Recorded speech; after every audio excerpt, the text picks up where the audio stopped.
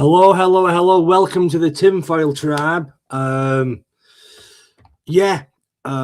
just go and message off Ian. We've got a special guest tonight. It's a showbiz friend of mine. He's backstage now enjoying the light refreshments, pipe music, and the occasional piece of malt loaf. We've got 3 people watching this. Good evening to you 3 people. Shout out to Callie Spell for working some magic on us last week. 2,000 views, and she's got loads of subscribers. Well, thank you to you. Without further ado, let's bring on Mr. Critchley. Hello, sir. I'm just enjoying that malt loaf, Jimmy. It's quite tasty for malt loaf. It's organic. I'm just saying. Yeah, I think Ian will be joining us any time, kind of thing. But Ian's backstage. Is he? Is he here? He's here. Making an entrance. Nothing like a live show, is there, Jimmy? It happens to me every Friday. Every Friday it happens to me. There's nothing like one of my live shows. You know what I mean? I take fuckery to a new level. These live streams are made in Taiwan. You know what I mean? Kind of thing. If Poundland did live, Ian, are you there? Ian? And I think this is solidarity for Black Lives Matter at the moment. It looks like a redacted file. Ian, are you there? This is, I think he must have some problem with it. He's in Florida, so I don't know if ice have cut his in like that. Ian, I'm going to kick you, Ian, and that. Just try again for come in, mate.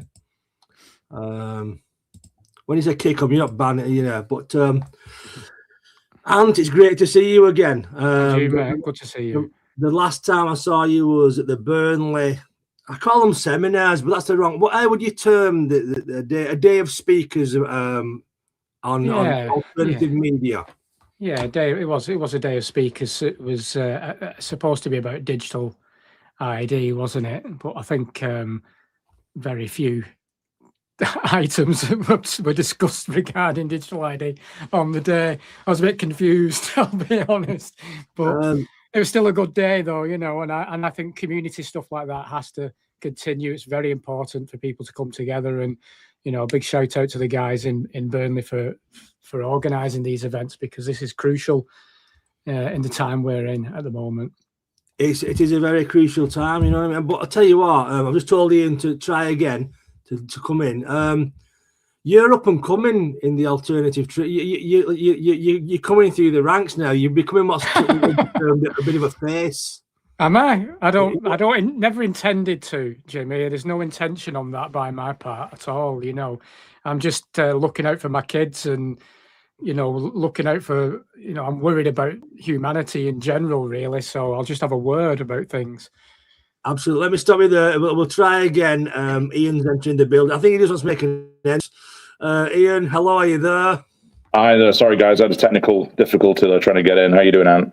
How you doing, Ian? Yeah, I'm good. Good to see you. And Ian, yes. So we're just introducing. I'm just telling you about Ant. You know what I mean? He's becoming a face, Ian, on the alternative truth movement. Would you say movement's a term?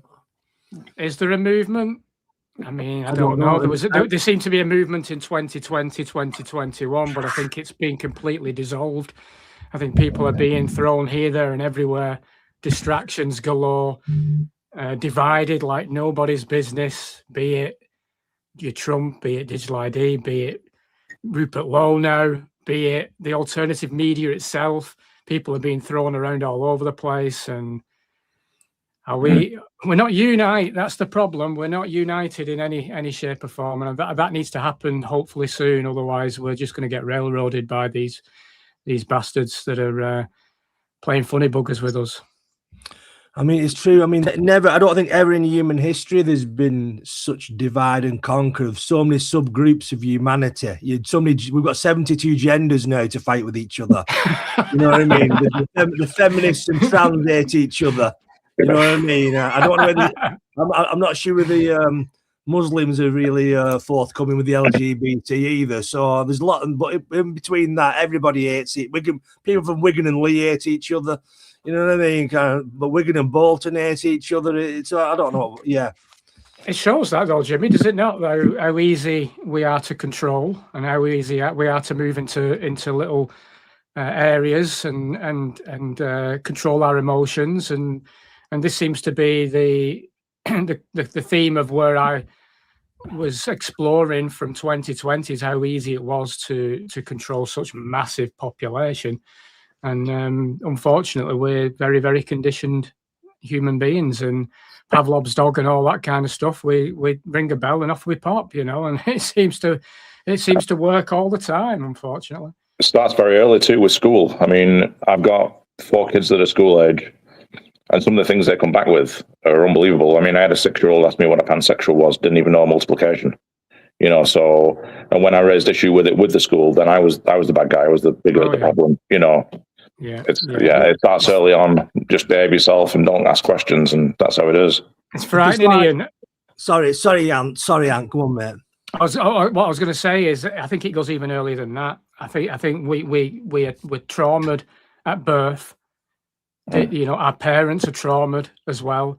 There's situations generally during a birth period that will cause problems to the baby and to the parents as well. And this just carries on then. And like you said, we're thrown into indoctrination camps at the age of 4-year-old, sometimes earlier. Sometimes people are worse, sometimes people are better, but ultimately we're conditioned to behave ourselves, to conform.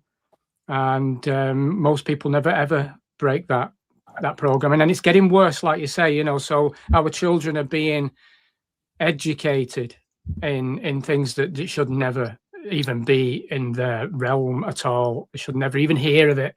It's disgraceful. Yeah, I mean, when we were kids, it was a bit more subtle. I mean, even we had cartoons and stuff that would throw in adult innuendo and things like an early grooming thing. I mean, I think it was. I mean, this is mostly UK TV because that's where I grew up. But things like Rainbow, if you remember, that was very questionable. Captain Pugwash, there was all kinds of things in there. I mean, even Shrek has a lot of double entendres in there, and kids pick up on it subconsciously, and then they start developing these ideas. And then when school introduces it and saying it to, hey, it's fine to be whatever you want to be, it's like the floodgates open. It's a cruel world, I think, in a lot of ways. Do you know what I mean? It's even reached Wigan. There's quite a few. This is a true story. This isn't even funny. Well, it's not a joke. My ex's school, there's a couple of kids identifying as cats. And they give them a litter tray in a room to go to. Are you kidding me? The thing is, though, if your kid said I want to be a cat, the best thing he would do is say, right, you're fucking going out house now at 10 o'clock. You can come back at 6 in the morning, and just that's what cats do. Cats don't play fucking Wi-Fi Roblox or something like that. Yeah. I'll just say quickly, there was a girl in the shop near me coming out with a mask on, and I thought, it's not comic relief, is it? And I went to the woman at the counter. Goes, is it a fancy dress party around here? She goes, no, she identifies as a fox. And I made a video about it. And then I had a family on. I didn't take the piss. I wasn't cruel. I just said, I've just seen a fox. You're no right speaking about you like that. I just removed the video, but I thought, shouldn't you be telling her what the fuck are you doing? You know what I mean? Instead of pandering. And apparently now, I heard in the shop the other day when I went in, she's now a dragon, so I don't know if she's on a bloodline or anything like. You know what I mean? But that's my 2 penny the bollocks, lads. It's getting worse because, like you say about pandering. I mean, we're creating mental health issues and then pandering to it. And you had a guy in America the other day, I think, who or a youngster that killed so many people, shot many people, and the pandering to his sexuality so much that the police weren't even able to say if he's male or female. It's a joke. It's not. It's just beyond a joke now. There's so many things I think over the past few years that have gone so far or too far. It's like, how do we pull this back? How do we, as a population of relatively sane people, pull this back to where there's normality of some sort? I mean, I don't think there's ever been true normality, but it's getting worse, and it's frightening for the kids. They've got to grow up in, I don't know what they're going to be in 10 years, 20 years time. Well, that's the problem. What future does it lead to when you've got, sometimes even, to make a stupid example, you can wait 2 or 3 days for a plumber, electrician. You need a couple of foxes around the house. There's plenty of them. You don't need it. It went so far over here. I'm based in Florida, so obviously, the American stories do get a bit more extreme. And going back to the cat thing, there was a guy that identified as a cat or a kid, and basically broke his leg or something, and his mum actually took him to the vets instead of the doctors, and then tried to sue the vet for not treating his broken leg because he was obviously not a cat. Yeah, it's ridiculous. And everyone has the same idea of it. I think when you get people one-on-one, they'll say, "Oh yeah, it's bloody nuts, isn't it?" But nobody wants to be the first one in a crowd to say that, and I think that's the control mechanism. Nobody wants to seem that insensitive or that. Like they're the first one that came up with that idea. It's almost like the idea of stopping paying taxes. Who's going to be the first one to do it? Because they'll be made an example of. That's probably the fear. Well, you're right, Ian, because you saw it in 2020. Anyone who raised their head above the parapet was targeted. I think probably the three of us, I don't know your guys' story during that period, but I was certainly targeted. You lose friends and family. It's a difficult, lonely path all of a sudden you find yourself on, and people just want to get on with their lives. Ultimately, people just want to, we're stressed out to the max. Most people are working 9 to 5. They've got kids. They come home. They just want to do what they can to make sure the kids are happy. Stick Love Island on and go to bed. That's what they want to do and pay. And then there's the skint, aren't they? Nobody's got any bloody money. So we're all stressed and traumatized. Like this continues, doesn't it? So all this indoctrination we're talking about, from birth to indoctrination camp into work, they want to keep us small.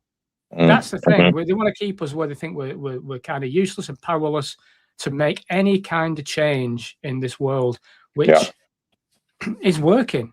But, collectively, if people come together and realize their true selves and understood the conditioning they've been under, we can change this place. We can.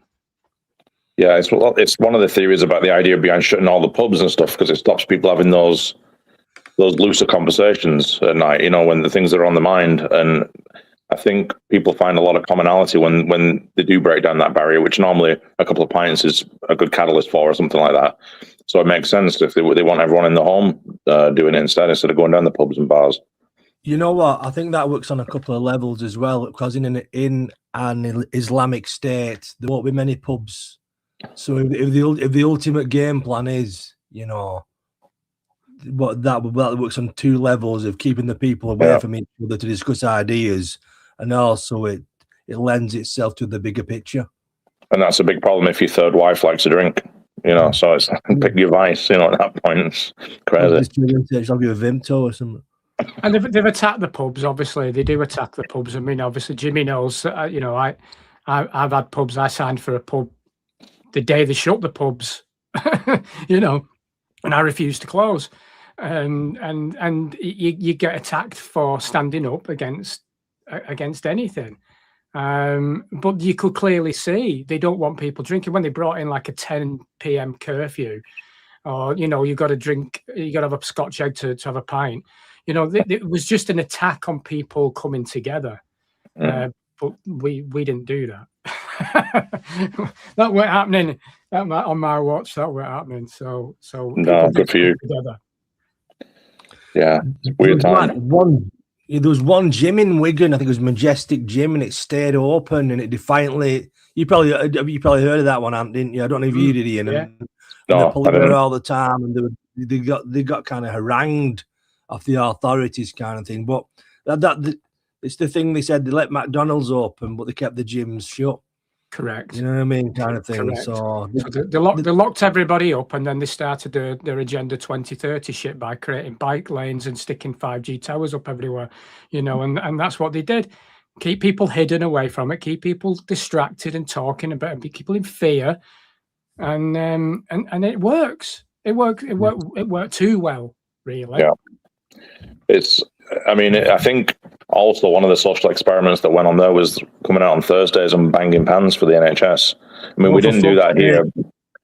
They just did a lot of TikTok dances and stuff over here. But I remember seeing kids' playgrounds. I mean, this is Florida where it's 110 degrees a lot of the time, and you know how quick bacteria dies outside of the host. I mean, it goes like that. So they had kids' parks like taped off like police tape, almost like a crime scene. You couldn't go in there, but you could sure enough go in Walmart and have somebody cough all over your chicken tenders, whatever you're buying. You know, it was unbelievable. Yeah, It's keep your complete windows chaos. closed and keep your heating on, keep your windows closed. Sorry, Jimmy. It was like you'd see somebody outside Tesco, some knobhead, giving the fucking trolley a full valet down with fucking alcohol and rub light. Like somebody come paint it, one's painting fucking wheels, one's doing handlebars. Like, Tire shine. Your trolley's fucking mint now. You know what I mean, kind of thing. Like some Chinese trolley in fucking Tesco. I remember when we took the pub, the brewery sent us this perspex screen, right? And literally it was the size of a, I don't know, it was the size of a fucking laptop. You know what I mean? It was tiny, and you're like, I mean, seriously, if this was something that was real, that's the most ridiculous thing anyway. Yeah. I mean, like I'm going to stick that on the bar. Outrageous. Yeah. They did that all over the shops. Everything was full of it, and like, you know, they're telling you viruses are nanometers, and there's a big old gap underneath where you can get your change. You know, it's a lot of bollocks. It was, but it's frightening, but it's an interesting observation on how they control human beings, and it worked awfully well. If you were watching a film and you were sat on the fence and just watching this, observing this happening, you'd be like, incredible! How you've managed to basically control millions upon millions to take an experimental drug. And it's unbelievable. It's like it was a massive occult ritual, wasn't it? Basically, yeah. And whatever has happened has brought the world on. The world's since March 2020. The world's a darker, nastier place, and there's a lot more angry, fucked up people than there was. 100%, Jimmy. Yeah. It's not a pleasant place. You know, more addicts, more drunks. You know, you see them roaming around the streets. It's like kind of their live, isn't it? It is, and mental health was dipping alarmingly anyway, I think, in this country. But yeah, you know, it's a serious problem. You know, the fact is, I think people are so disassociated from who they truly are now, because I do truly believe that humanity has been hijacked in some shape or form, and we are much better and more able and more powerful than we're allowed to believe, and I think that's why they keep us as powerless as possible. I mean, even everything they did and the measures they put in place were admittedly lackluster. I mean, I've worked in like the pesticide industry most of my life, and the respirators are serious. You know, the OSHA approved and carbon filters and all this stuff. But to wear a piece of cloth over your face that even says on the box is not suitable for viruses, you know, it tells you right there. And it's people become almost like entrained and entertained are very similar words. And you put it on the news, you put it in the shows. I mean, there was masks in movies years before COVID and stuff to get that idea that, okay, this is going to stop a pandemic. But the fact of the matter is, it was comparable to putting up a chain link fence and to stop mosquitoes or flies. I mean, it doesn't make any sense if you really think about it. You know, it's ridiculous. And do you remember on the Snapchat? I know I'm not on Snapchat, but there was Snapchat filters of masks where you could put your masks on a few years before. Like I said, it's all predictive programming, isn't it? Yeah, Denver Airport was full of it as well, like paintings of people with masks and stuff like that. Yeah, just crazy stuff, predictive programming. But most people don't know about that. They don't know that they're getting shown what's to come in movies and shows and things like that. They think it's all in the news, you know, and they think like Fox is different than CNN or Sky is different than BBC, and they're all owned by the same guys. You know, it's a complete rig. It is, but it's interesting. Sorry, Jimmy. It also brings what is one of our biggest problems, I believe, is apathy. And the conditioning that we're under, the massive conditionings that we're under, brings, especially in this country, you know, keep calm and carry on. That kind of nonsense that's been programmed into us, you know, where we are expecting some savior, we're expecting some, you know, someone more. Say someone cleverer or someone in a higher position than we are to save the day.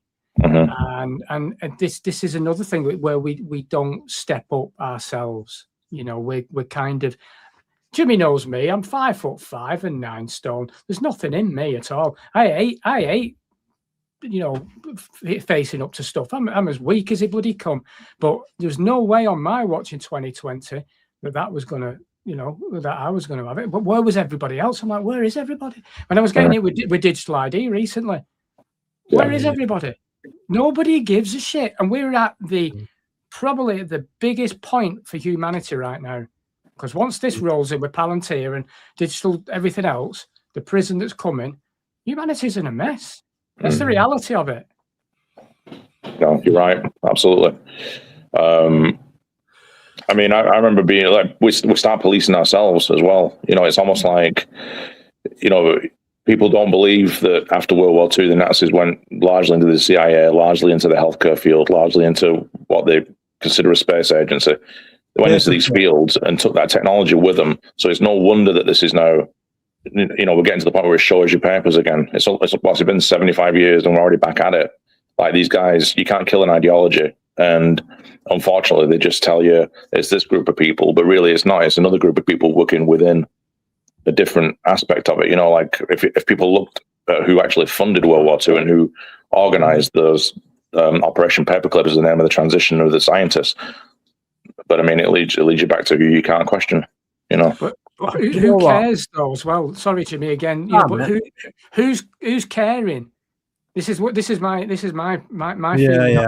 How many people give a shit? Because, like I said, we're so stressed and busy. People just want to stick Love Island on. They want a bottle of wine and they want to cut their head down. But are they going to care when it's their bank account? Well, definitely. Yeah. Is that when they're going to care? Because I had this conversation with my friend Debbie Evans, who we do a live every Friday, and we were talking about the fact we thought back in 2021, 22, people would give them monkeys when they came for the kids, but they didn't. They didn't. We're even seeing some apathy with the Epstein files, and that's as rough as it gets. I mean, there's absolutely an island for child abuse, and everyone's like, well, I don't know, I guess we're not going to see the files. Even Trump's been saying, well, we need to move on from this. We're not moving on. You know, we're not moving on from it, because by the time they wrap in Disney and all these other areas like child protective services where kids go missing and all this stuff, and they go missing on the borders. I mean, ICE the other day recovered something like 3,000 children that were being trafficked through Idaho or something, and they're labeled as the bad guys. And I mean, I know it's a touchy subject and maybe there should be some more checks and balances with it, but at the same time, I think that's what's behind all this, is trying to wrangle these kids up that are being whistled off with all these freaks, you know. It's terrifying.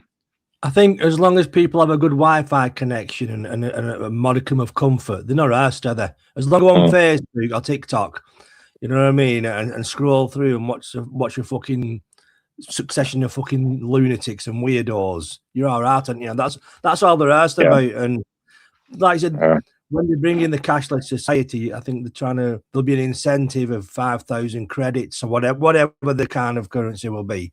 So a lot of people will just snatch their hands off at that. The junkies and people with no money, I'll just snatch their hand up to sign into the system.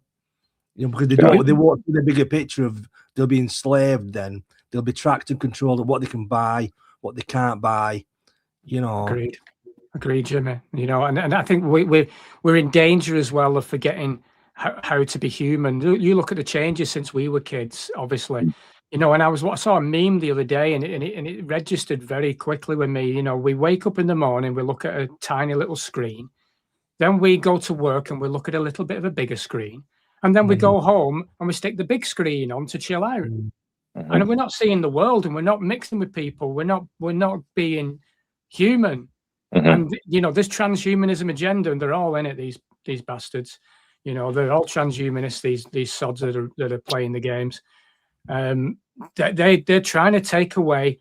We're already feeling powerless. What's it going to be like in 50 years? I dread to think. Yeah, and all the kids are then conditioned to that lifestyle, so there won't be a resistance. You know, and that was my point at this event that I was speaking, and I only spoke for 5 minutes because I got frustrated. But it was like we're not seeing how serious this is right now. This is a very serious point for humanity. That if we do not stop this, humanity, we are conditioned as slaves now. We already know that with the straw man and all that kind of stuff, and stuff that Callie was talking about last week, and she's an expert on that. We know that. The general person on the street don't give a shit about that. They don't care. They're not interested because they want to watch Love Island. They don't care. So what are they going to be like in 50 years' time in a digital prison? Yeah. Well, it's almost like Idiocracy, the movie, isn't it? It's exactly that. Another foretold story. We're already in it. The president in that film is Donald Trump, is he not? I think it's not only that. I mean, we're getting weakened physically constantly. I mean, with the food that is getting worse. Terrible. And what we're taking in, the art, if you want to call it that, the music, what the kids are listening to, Cardi B, and which is all suggestive programming, and the films are getting darker. Everything around us is getting darker. You know what I mean? So I think people will be so apathetic. You'll just basically be a fucking slob in a chair with the button for Just Eat, sat in like some kind of commode. Definitely. You know what I mean, kind of thing. That's all with casters, if you one of the fitter ones. And Jimmy, look at your art form. How your art form has been attacked. I mean, you were attacked yourself, but now it's worse than ever, isn't it? Like I said, I can't go a gig again. Last year I had one gig, and I don't feel sad by that, but going quickly now, the entertainment business has always been about compliancy over talent. They would rather have someone less talented who they can control than someone who is a maverick. I'm not saying I'm a wild maverick genius, but they would rather have somebody who's wildly talented. They're not interested in that, somebody they can't control, because it always has to be about promoting the agenda, the party, towing the party line, and it's always been that way. But I think never more so is it. So to be a comedian now and working in those, I couldn't. I just couldn't. You know what I mean? But that's tragic, Jimmy. You know, because I mean, I not to suck you off or anything, but you are a genius, and literally you are an extremely funny man. I don't even know if you realize how funny you are. You know, and it's tragic because you, honestly, Jimmy, you should be earning a fucking good living touring this country on stage. That's what you should be doing. And it's because wokeism that's come into this country and spread all over Europe and America as well, I would expect, is causing massive problems. Look at the way 2020 again, where they were attacking comedy. You know, you had Matt Lucas coming out and apologizing for Little Britain. Oh, did you see that? Are you fucking kidding me? That Lee Francis crying over Beausoleil. What a fucking wanker. I'm sorry. I mean, seriously, it's a joke. Little Britain was one of the funniest series I've ever seen in my life. Yeah, it was good. I mean, he's come out to one of them's. I think pair of them are. Yeah, there's something wrong. Yeah, but art from the artist, it was really good. You know what they did was really good, kind of thing. You know what I mean? People, but that's how it's been. But what happened with me, and I'll tell you how. For years on social media, I was taking the piss out of Wigan Council. Now I made that little quip, but wasn't that funny by my own estimation, and that was it. That was we've got him. So and then you get a phone call off the paper. They're running this as a story. Have you any? And I just stuck by my guns. I said, I'm saying what a lot of people are thinking. You know what I mean? All the money's getting wasted on a gay pride when they've no money, empty the fucking bins. And then that was it. Then and math. I mean, because I came from the 70s and I grew up watching Manning and the old-fashioned jokes. Yeah. So when I came onto the alternative circuit, I was already there with an asylum seeker jokes, and it was like, so I kind of had my card marked, but and I would struggle for gigs even then early on because I set my style out quite early. So as soon as I did that, that was it, bang. You know what I mean? But it is what it is. I say Neil, I'll die on, you know. And rightly so, be brave on that, you know. And I'm at a point where my friend who's a stand-up comedian, Abby Roberts, she stood up at the parapet, she got arrested herself and this, that, and the other. But she's asked me to try and get her a gig at this venue that we had an event at last October. And I've been in touch with her, and this morning I get an email saying, who's your comedian? You know, so straight away they're going to check on her, see what kind of stuff she talks about. Good chances are they'll come back to me and say they're busy. You know, that's just the way it's going to go, isn't it? very likely. Yeah. Yeah. Go ahead, sorry, Jimmy. Go ahead. It all boils down to economics and protecting the business, doesn't it? That's what. Yeah, protect the money. It's like they're not asked about the art, or really. It's like, hang on a minute, is this going to affect the payroll? And that's what it all boils down to. And it's kind of like all these businesses promoting gay pride in June. You know, everywhere have a fucking rainbow on it, and they couldn't give a fuck about gay, straight, or anything. They're just jumping on the bandwagon. You know what I mean? To get people to buy the product, you know, put tin of beans with a rainbow on. Oh, I'll have some of them, you know, and that was it. But apparently, a few companies have been like moving away from it and pulling away from that kind of thing. I didn't want to say pull out. But there's that conditioning, though, isn't it? Again, you know, it brings fear. So, as someone who's had a small business and had a pub itself and lost that, I know what it's like. I had a breakdown after that, you know. So I understand that an individual that's trying to run a small business don't want to lose their trade, but it brings fear. You get people pointing fingers straight away, saying, "If you have that person on, we'll never come again." But what's wrong with people? What's happened to us? See, I think Jimmy would do well in America because it's not quite as woke. You know, you do all right over here. I mean, you told me a joke, Jimmy. I think you were at a boxing venue. I won't repeat the joke here because I don't want to affect I see it's me being controlled now, but the joke was very mild, and it was you were opening for a boxing match or something, you said, and there's a table of lads, and you made a joke towards that table. Oh, I know what you're going. That was a Bernard Manning joke. But there's a clever way we can do this, Ian. There was a table. There was a table full of Asians, and I said, "All right, lads, who's minding the shop?" You know what I mean, kind of thing. And it's an old Bernard Manning line kind of thing, but you know what? And obviously, you know, you can't speak. But Ian, if you can get me any gigs in Florida or one gig even, you know what I mean? I'd give it a try. You know, there's an improv comedy club local to us, and a lot of people start there. You know, like, I mean, if you watch guys like Bill Burr or Dave Chappelle, they're still talking about quite edgy things. You know, it's not quite as controlled, I don't think, but they'd love it to be that controlled. You know, it's really interesting, isn't it? I mean, I not too long ago, only about 2 or 3 years ago. I mean, my daughter's been brought up with Little Britain and things like that, and she enjoys a bit of the on the edge humor, as you would class it nowadays. I mean, for me, it was just funny. But when I played Eddie Murphy Raw to her, she was a bit shocked. You know, it was a bit too much for her. You know, so it shows the conditioning and the peer situation that the kids are going through. When I think that's the funniest stand-up I've ever seen in my life. Yeah. You know, 20 years old. Was he like 21 or something when he did that? Yeah. And he's talking about homosexuals, and he's talking about blacks, and he's talking about Italians and this, you know, and it's stereotypes, isn't it? Because it's funny. It's funny. I'm a small Italian guy. Big deal. It's like basically the best comedians. I'm not including me in this. You'll never see the best comedians on television because all you're seeing is people who are compliant. You know, I mean, my idol is a comedian called Jerry Sadowitz, and like he hates Frankie Boyle because he's also Scottish, but Frankie Boyle took his shtick and took it just to the edge of where he can make it commercial. But Sadowitz is fucking out. He's insane. You know, he will set anything. You know, but he had a career in the 90s and he fucked it up. He just said, I'm not doing this. I'll just, you know, but that's the difference between a real genius and just a businessman. You know, it's a shame the way the world's going in that respect. And I think we should really be pulling together for art. Again, it's humanity.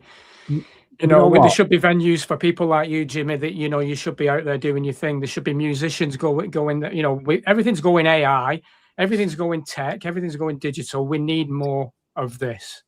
Let me if I can just bear with me on this one for a minute, lads.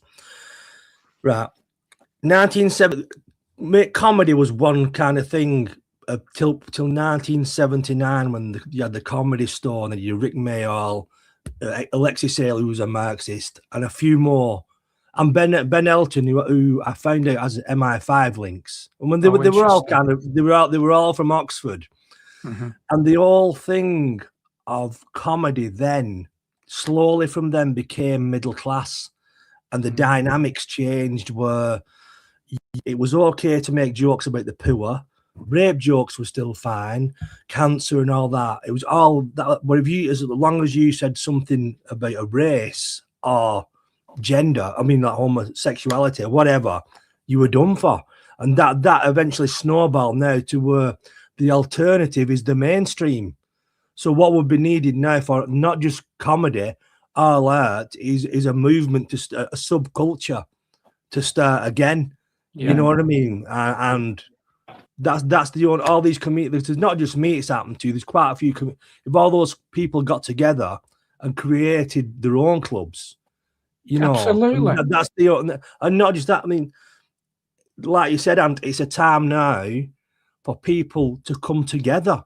All the like-minded people who know what's happening with the shit show need to come together and create communities, even if it's an online community to start with, of people who can trade skills, ideas, whatever. Definitely. And that is ultimately what's needed, because we can't do this alone.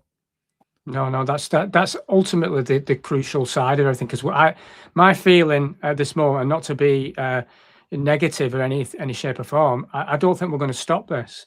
I don't think we're going to stop this digital infrastructure that's coming. This juggernaut. We have to learn how to avoid it. We're going to have to learn how to create ourselves. We're creators, and we need to come together as a collective and create. You're right, Jimmy. You know, it's like Demolition Man, the film. Again, it's another one. We're going to have to go underground. Like when I had my pub and do things behind closed doors to have your human experience.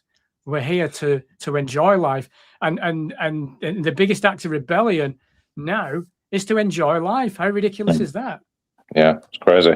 It's like Demolition Man. It shows you they want us all as very androgynous, moo wearing sissies. You know, they can't even swear. You know, God knows how they were wiping their ass with seashells. But you know. But they're not far wrong with that, are they? When you look outside your door nowadays.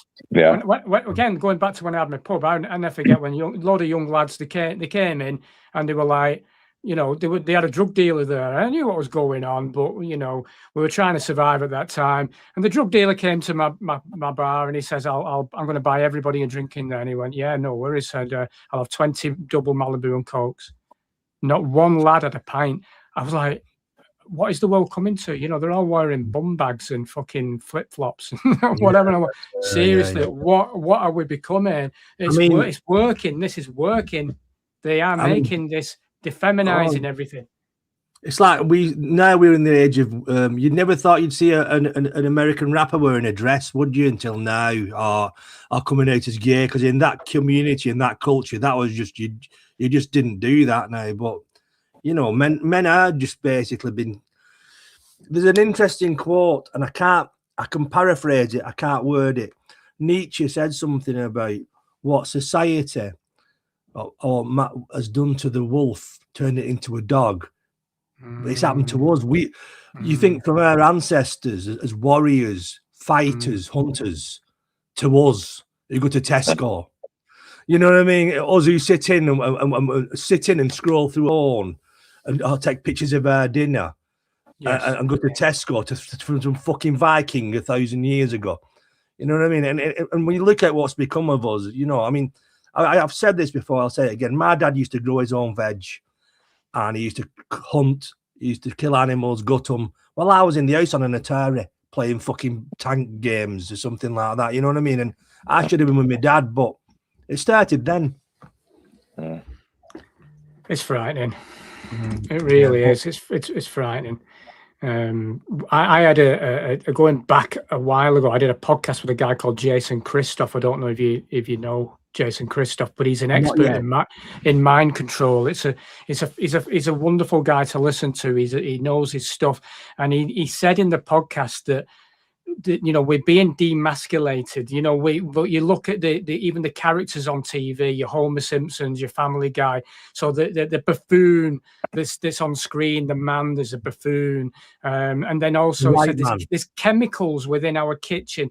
The worst things that's in your kitchen are what's demasculating men. You know, he said even till receipts, the chemicals on the till receipts are doing the same thing. The BPA in it.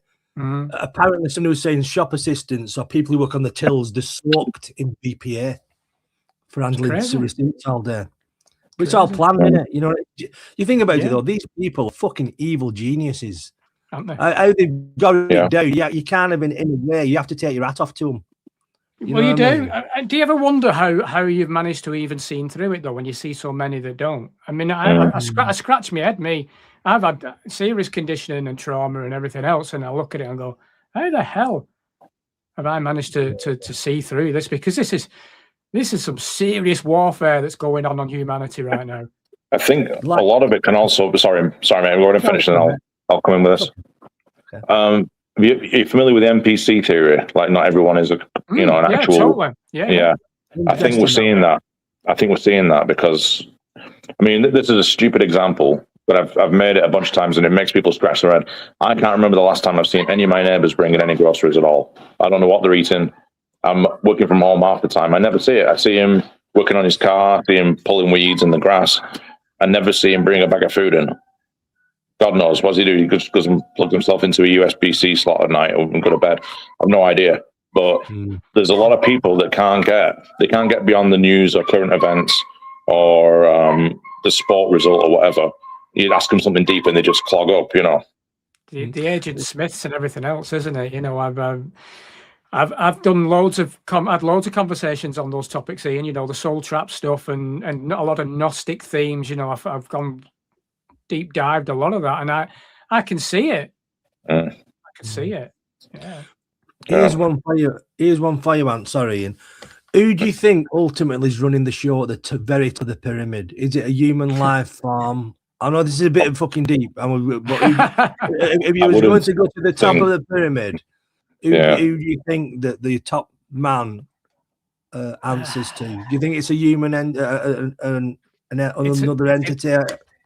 It's such a good question, that, Jimmy. I mean, it's something I'm continually exploring. I have no conclusion as yet, but you know, when you go in the Gnostic text and you talk about the demiurge and the archons and things like that, now are they metaphor for just sick, depraved, demonic people that are running the show? Possibly. I do. My feeling on the journey I've gone on over the past few years is that there is a non-human situation that's controlling, and people bow down to this. Now they believe it even if it's not real.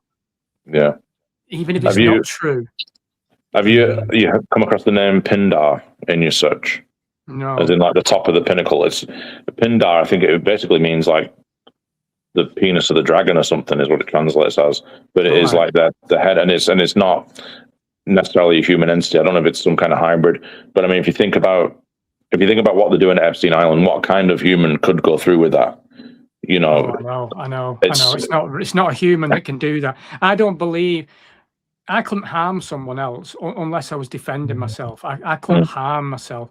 Much less a child, and for your own fun. It's ridiculous. You know. Exactly, Ian. Exactly. So, what are these individuals? Are they so broken by MK Ultra and whatever that they're capable of doing it, or are they possessed? Or the clones, or what? I mean, well, it goes back to the Black Eye Club as well. I mean, is it some kind of parasite that attaches and does a lot of thinking for them? I mean, there's a lot of these things that.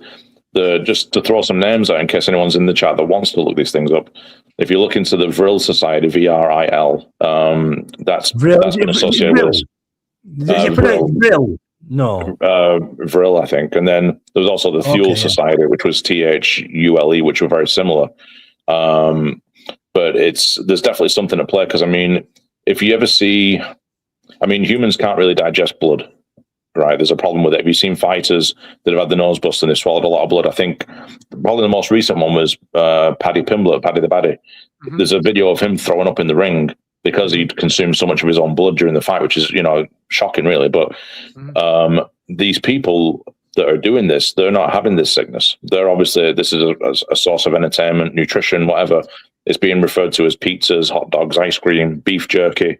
There's all these code names for all this sick shit. And then even Epstein himself had there's a picture of him with his lip all swelled up.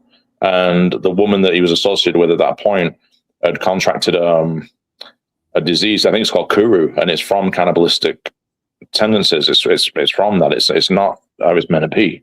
You know. Is that what Bill Gates needed his antibiotics for? I don't know. He needed them for something. He said it was some Russian hooker or something, wasn't it? Russian hookers, yeah. He was trying to drug his wife, wasn't he, with these antibiotics? He was trying to slip them in so she didn't get syphilis or something. I mean, this is another massive creep who's and I mean, you know, people are saying over here. I think Robert Kennedy is doing a lot of good things, obviously with the vaccine schedule and really monitoring the FDA and things like that. But you know, people are saying, well, he's not a doctor. Well, guess what? Bill Gates isn't either. You know. I think he barely graduated college, if he did, and obviously set up by his dad was CIA, and he was funded from the get-go. So I mean, it's just all money. That's the only qualification. The problem is with Ian is when these people get in there. Sorry, Jimmy. You know, people even like RFK, they'll have something on them. Yeah, they'll not be able to pull through what people think they're going to pull through. They'll just it's just going to be Piper stuff because they'll have something on them. Yeah. What were you going to say, Jimmy? I was going to say about Bill Gates. Wasn't his father a eugenicist? Yes. He was the head of Planned Parenthood, the biggest abortion clinic in America. Yeah, that's right. So all the stem cells, all the aborted fetuses and stuff, they go into the vaccines, and then people wonder why they've got gender dysphoria and all that. You know, it's not the idea of taking an attenuated virus and giving it to somebody that's the problem. It's all the shit they put in it, the formaldehyde, the mercury derivatives, the thimerosal or whatever, and you know the aluminium that's in it. There's no safety levels, and there's never been a double-blind placebo test. What they do is they take all what they call adjuvants, which is the mixture of shit that they give you, and they test it against one that has the virus and one that doesn't have the virus. Well, if all the damage comes from the adjuvants, then it's going to be the same result. But then, you know, why is it then when we were kids, there was nobody that had autism, there was nobody that couldn't eat peanuts or anything of this shit. But when you look at it, peanut oil is one of the ingredients in a lot of these shots, like the MMR and everything. It's in there. So the body's associating it with an adverse reaction, and of course, then you take that on with you through life, and you become a lifelong subscriber to the corrupt medical system. Don't you think it's funny that we never heard of autism until the film Rain Man came out, and then all of a sudden, autism's flying through? You know, when everyone's going, it's just wild how they play this game with people. It's like something like one in 30 kids now, or something like that. You know, we'll have to see if it improves with the new vaccine schedule. But I mean, it's just a cartel, and basically, I went to doctors with some pain in my back, my spine, and said, "I'm not giving you an X-ray. I've got these tablets for inflammation." Well, immediately, I didn't say anything. I thought, I'm not going to fucking take them. If I'd go and look at ginger, I'd go and look at turmeric. You know what I mean? There's something I've been taking. I don't know if anyone wants to look into it for minor injuries. It's a peptide called BPC157, and which is lots of case studies on it, and I've took it, and I can say it's healed me from potential carpal tunnel syndrome. But what I'd like us to do, Ian, and if Ian answers any alternative people and the medicine side of things, people should be looking, especially the primary, the first thing is food. What are you eating? You know what I mean? People are just eating food full of palm oil. They're basically eating dyed fat and sugar, but the wrong fats kind of thing, and that's where everybody's illnesses are coming from, primarily. And then your doctor gives you shit. What he's basically a rep for Big Pharma. It's just a cartel, isn't it? Definitely. It is. It's like we don't take responsibility for ourselves enough. And I think if anything's learned from the past few years is that we need to be more responsible for ourselves, because we cannot.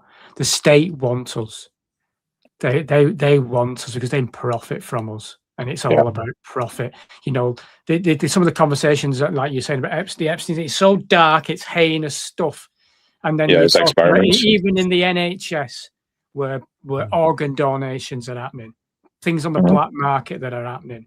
You know, it's not only that. You know, the Liverpool pathway, where both my parents were basically, they stopped treatment and they even stopped water from you, and they just bang you full of morphine until you die.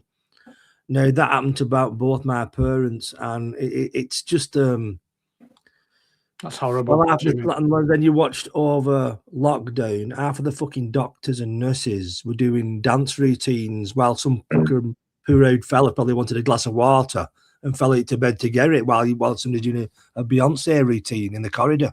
I know. You know what I mean, kind of thing, and Yeah. breaking fucking hips, falling out of bed, and while they're just fucking around. I'm not But saying what- all NHS are bad what? people, but Yeah, but how are they sleeping at night though, Jimmy? You know, this is the thing. There were people were taking a few quid each time to put an experimental drug into folk without realizing or having the nous to even explore what is it they're going to inject into somebody. Or really, they're giving people free donuts. I know. Free fries and donuts in America, weren't it? Yeah. at the time, I made know about the NHS not in a good light, and it went viral. I had to pull it offline. The amount of fucking abuse I was getting, you know, because I'd punched the sacred cow. Save the NHS, Jimmy. Save the NHS. All the fucking pan bangers came after me, but they don't even realise that's what they were doing in communist China, wasn't it? For Mao Zedong in the fucking front garden banging pans. And how influenced are we by China? Now, I think that's a topic that me and Debbie have been discussing the past few weeks. You know, we know that there's Zionist influence in our Western world, but I think China have got a big grip at the moment in the UK. Big grip. And they're building a super embassy in London, right near an important data cable. Yeah, and it's got tunnels and everything. Even MI6 says they won't be able to control the situation. You know, it's right near London Tower, I believe. Where Starmer wants to go in. Chairman Starmer, I call him. Oh, fucking hell. He wants us to fight for Russia. Have you seen that footage of him punching a punch bag? I've not seen that. No, it's funny. I wish I could put it up on here, but it's the most. A 3-year-old child. You've got Putin, who's an 8th Dan in judo. Yeah, he's a bit of a fucking unit when you think, and we've got this absolute fucking gaylord. You know what I mean? You're just punching a bag like a 90-year-old woman with arthritis. I'm definitely going to look that up. I'm not a fan of Starmer. I think he's got possibly Britain's most slappable face. An absolute weak weasel of a man.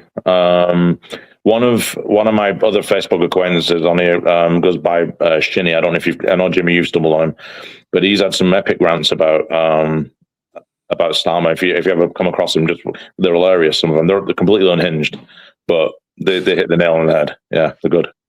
They're all pathetic, though. They're all pathetic. A lot of them.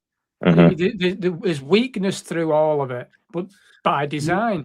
And then they'll throw somebody out that people will jump on and think he's some kind of hero. They're doing the Rupert Lowe thing right now. And Rupert Lowe he's a director of a company that deals with heat pumps. He's got an energy company that deals with, sufficiency, so he's all wrapped in the 2030 shit. He's got another company that deals with pharmaceutical stuff. So he's profited during 2020, but now he's some kind of fucking hero that's gonna save, because he'll tackle the migration thing, and then he celebrates fucking this digital ID win. There was no win. No, there's no win at all. So stop lying. It's just chess, isn't it? It's just chess, isn't it? It is, and we're all for it. Hook, line, and sinker every time. Yeah. And it's amazing that all these immigrants that do come in, they're always young, capable, fighting-age men. You never see too many women and children. They're always people that could come and cause absolute chaos if they wanted to. Yeah. So they talk about the population. They'll point us at conspiracy theorists and say, well, the population's gone up since 2020. You thought everybody was going to die. Well, hold on a minute. I think they've brought in 11 million people into this country since 2020. Wow. 11 million. I was told the other day. I don't know how true that is, and we'd have to look into it. But seriously, it's so unsustainable. I've always been a left-leaning guy. I am. I'm that way inclined. Mm-hmm. But this is outrageous. You won't keep your door open for the dickheads in your street just to walk in, would you? So why is the door open for every bugger just to come in? Yeah, it's crazy. The thing is, as well, you've got that many Muslim Moors in England now. That is a worrying thing. The basically taking over. I'm not being racist to you, but no, it's not racist, Jimmy. The equality is tipping, and it's not tipping in our favour. The UK has changed, you know. and I think it's gone too far to the point. What would you do if there's 11 million people here that weren't here in 2020? What do you do? I mean, seriously, what can you do about that? I don't know. I've no idea. But it's wrong. And they're not only that, you're going to bring it. They're bringing in. You can't go through customs by you pick up a lizard off the beach and you can't go through customs with that because you're going to change the ecoclimate when you get home, aren't you? But all of a sudden, you've got 11 million people coming here. They could have all sorts of diseases. You've no idea what's going on. You've no idea. And then they come in with different culture where they don't have the same respect for women as we do, or children. And no, don't get me wrong, it's never been perfect. There's always been disgraceful people in this country, always. We're going to police that. Digital ID will police it, though, won't it? That'll police it, won't it? You know. Absolutely. It's crazy. It's just another globalist move, isn't it? It's unbelievable how they do it. It's unbelievable. It's a worrying time. But how do we? This is where community comes in. So for me, I don't know what I can do to save this situation. I'm just me, but I know what I can do. I can pull together a group of people on a Tuesday night that I used to do at the pub. You know, I can pull together a collective of people. And we can talk and we can come together and support each other. That's one thing I can do. But somebody in that group could do something incredible. So we've all got something to do that we can do. And we all should be doing something. On that note, do you want to promote your next event? Are you having have you got a meetup coming soon? I haven't, to be honest with you. I need to organise something, Jimmy. I've been asked to do a couple of talks, but I'll be honest with you. This past week, it gets to you sometimes, doesn't it? And I'm a chippy chirpy kind of guy, you know what I mean? In general, I try and, if anything, I try and keep people going. And this past week, I'll be honest, I'm like, it's driving me mad, this place. And it gets to you sometimes, and you lose a bit of motivation. But I'll pick myself back up again, and I'll do another Truth or Tuesday. You know, my plan at the moment is I'm gonna try and create another space for people. That's my plan at the moment. I don't know how I'm going to do it yet, but I'm going to try and create another space for people where they can come and enjoy being human and getting together and enjoying those simple side of things: comedy, music, talking, and putting your phone down, and let's have conversation again. You know, that's the key stuff. Yeah, it's so funny because I mean that is important, because if you look at how especially since COVID have been so separated, people don't think they have any power. You know, they don't realize who or what they are. They don't think that they have this power. And we're told from day one, like, you need health, you want health, you need a doctor, you want to talk to your idea of God, you need a pastor, or you need a rabbi, you need a religious figure. Our power is always 1 or 2 steps removed. So then we're sat there thinking, well, this place has gone to shit, but what can I do about it? And that's the general, it might not even be apathy. People might be really frustrated in the houses. But when you're told to stay in, or you've got a curfew or whatever, you're fucked, aren't you? I mean, so it's a mental... We're fucked at this digital ID. The full infrastructure is in place, and it's connected to your digital money and everything else, you know, and a social crediting system.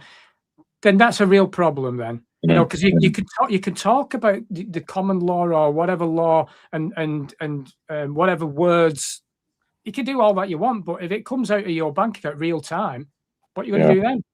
It means nothing then. So we need people on the street to understand the seriousness that we're in right now. That is important, and we all of us that are aware of shit have a responsibility. You know, you might not like it, but we all do. So we've all got to do our bit. And if that means you talk to your next door neighbour, then great, do that. You know, whatever it is, stick a sticker up somewhere, or a poster up, or whatever, or join a community group. You go get back on the yellow boards, go to your stand in the park, whatever it is. There's things to be done, because we need, like Jimmy said earlier on, what needs to happen is we need to be networking up and down the country, because this shit's coming if we like it or not. So it's down to the people to stand up and to find a way. We've got to find a way. It was only us that can do it. Nobody else is going to come and save us. No, once it's in place, it'll be so hard to back out of. You won't be able to vote your way out of it. That's for sure. We've voted our way into this, and voting does nothing for us, does it? No, it's almost. People say like if you don't vote, you can't complain or whatever. It's the other way around. If you vote, you can't complain because you've willingly partook into that system. Then you've chose somebody to represent you for the people, and all we're doing is getting sold out the cheaper and cheaper prices to China, to Zionist movements, whatever the case may be. But it's the idea of unification is what's going to solve it. And you think something like Epstein with the kids, you think the kids would bring everyone together, but so. it's so stifled. People don't realise the dangers of this digital ID, honestly, because when you look at tokenization, when tokenization, they're not only creating a digital representation of yourself as an individual, but they're going to tokenize your assets. So when they were saying about you'll own nothing and be happy, they weren't fucking about, because because with climate change, they could literally say your house isn't up to scratch, so therefore you need a heat pump. And if you can't have a heat, if you've not got the money to get a heat pump, well, I'll tell you what, we'll buy your asset off you, and you can rent it off us. Yeah, and that's what they'll strip everyone. I heard this now. Is there something in this? If they want to push everyone into the cities, the houses outside the cities, would they basically say these houses aren't up to the requirement of climate change standards, so they demolish some houses to like push everyone together into cities? Well, they can easily do it, can't they? I mean, I don't know, but they can easily. You wouldn't be surprised, would you? They want people in 15-minute cities, and the other day Debbie was saying on our show, she wrote an article on our website about 5-minute cities. 15-minute cities sounds like a fucking luxury. Mm-hmm. It'll come down.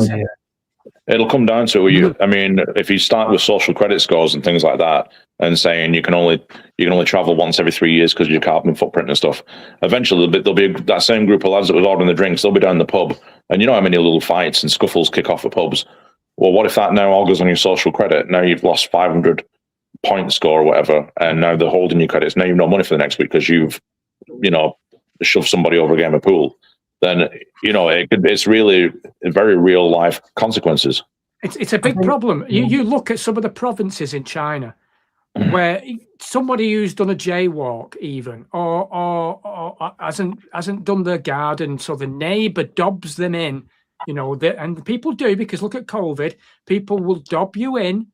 If they've got an app and they're going to get a bit more on their score by dobbing your neighbour in, it'll happen. And what they do, I don't know if you've seen it, they have billboards, the electric billboards, and people's faces appear on there, and it shows who's, and if you're connected to that individual, if you're related to them or you're friends with them, you could have your score dealt with as well.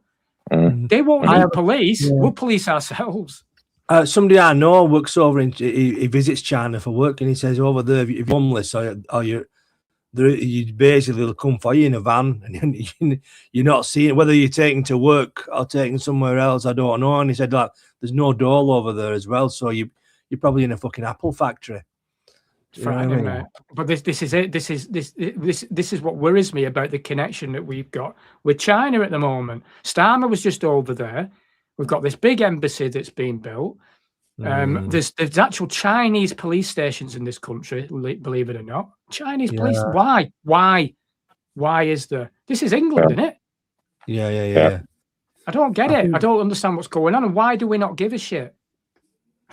Why are we not giving a shit? Because our kids' futures are going down the Swanee right now. I just think, like you said, it's all down to us making people aware and unity. Building communities. Important. The most important thing we can do. And everybody starts doing things like this. You know what I mean? If a couple of people get onto this now, and it strikes shines a light in their heads. You know what I mean? It's I think I mean, people have a skewed idea of what revolution really is. I mean, it doesn't mean taking pitchforks necessarily into the streets and fighting with people. It's just stepping out of that system. Like, don't watch the fucking news because it's horseshit. Don't watch it. Start growing some veg. Watch some documentaries on agriculture or something. Because if you had a cul-de-sac with your neighbours and you grew broccoli and you grew potatoes and somebody had some chickens, you don't need to worry about Starmer saying there's a food shortage because you took it out of his hands. Exactly. You know, it was Boris Johnson who was on about that with COVID, wasn't he?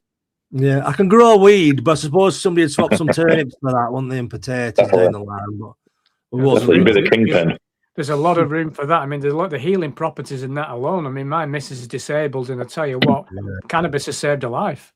Not the fucking drugs they put her. The drugs have nearly killed her 3 times. You know, so again, these are all, they don't want us doing this stuff, do they? They want us reliant on the state. They want us reliant on the NHS. They're educating us into ridiculousness. And we have a responsibility, the ones that are aware of what's going on, to try and make the change. Like I said, build the communities, teach our kids, show them what's going on. You know, this world is a dark place, unfortunately, but it can be a lot better because, and it's only us that can make it better, because these fuckers are going to keep knocking us down. You know what? I think that's a good way to end our hour of debate. But nice one, Ant, for coming on. And thanks for having me. Yeah, nice meeting you. Yeah, do it again. And you. Yeah, I love it. Yeah. Please visit us again. And it sounds like a shop, doesn't it, or something like that. You know what I mean? But I really enjoyed that, and I hope people watching now. We've got 18 viewers, which for us is breaking the internet. Like Joe Rogan. Next. But thank you very much, Ian, also for being my co-pilot this evening. The bumpy start of the runway, but we got there in the end. Yeah. And thanks again, Ant. All Ant's links are below. He does the Stellify podcast. He does what's the live stream called you do on a Friday? So me and Debbie have just launched what's called Camp 3 News, because we basically Camp 3. So the way it works is Camp 1 is your legacy media. Camp 2 is an alternative media that's pretty much taken, if you like. There's a lot of funding that goes on, and you've got to have a lot of discernment to understand, and it's very difficult what goes on in Camp 2. So we've created what we call Camp 3, and that is basically us as volunteers just trying to find the truth. So every Friday we do a live, and we do that. We're doing it at 1 o'clock, but we're going to do it from 2 o'clock UK time on Fridays. You know, everyone welcome. I'll try and check that out. Yeah. No worries. Yeah, please do. You're welcome to be involved. You know, just it's a community. Thank you very much. Next week we've got Guy Anderson, and we're going to be unpacking. Why did I say unpacking? It's such a pricks that we're going to be looking at Tartaria. That's what we're going to be next week. Guy Anderson, great stuff. Yeah, he's great, isn't he? But thank you very much, boys, and I shall speak to you. Thank you, viewers. Thanks a lot. I'm doing a shit job everywhere. I'm going to fuck off. Thanks very much, everybody. Bye-bye. Bye.